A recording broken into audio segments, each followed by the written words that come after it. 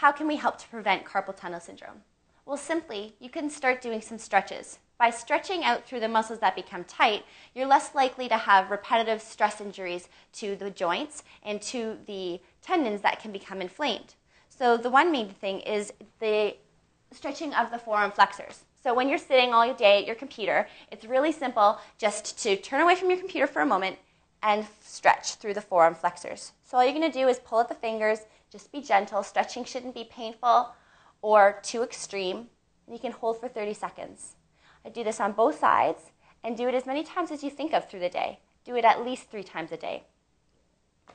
Also, stretching through the other sites where the entrapments can take place is going to be beneficial. So moving back up the chain, we'll talk about the Pectoralis Minor, which is one of the possible entrapment sites. So all you're going to do is sit at your desk and pull your arm backwards. You'll feel an opening through the front of the chest. You can also do this with your arm up against a wall or against a door frame. Again, holding this for 30 seconds. Now, moving up to the scalenes, the other nerve entrapment site. So for this one, all you're going to do is grab hold of the side of your chair. This is going to lock your shoulder down so that it can't elevate, which will intensify the stretch. So by locking down through the shoulder, you're going to turn your head to the opposite side of the arm that's holding the chair, and you should feel a bit of a stretch to the front here. If you don't, you can tilt back slightly, and you should feel a stretch here through the anterior scalene. Now, also, strengthening through the deep neck flexor muscles will help to relieve a lot of the tension that builds through the front of the neck in the anterior scalene. So you can do something known as a chin tuck.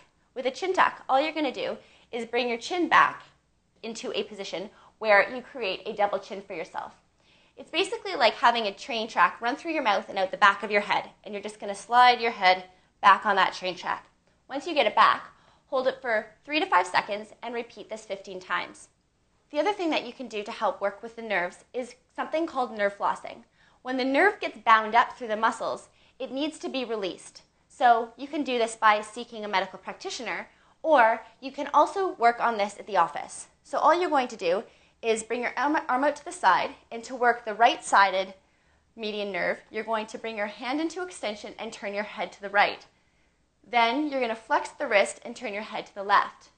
So basically what we're doing right here is flossing the nerve through all of the muscle that binds up around it. So you can almost visualize the nerve sliding this way and then this way.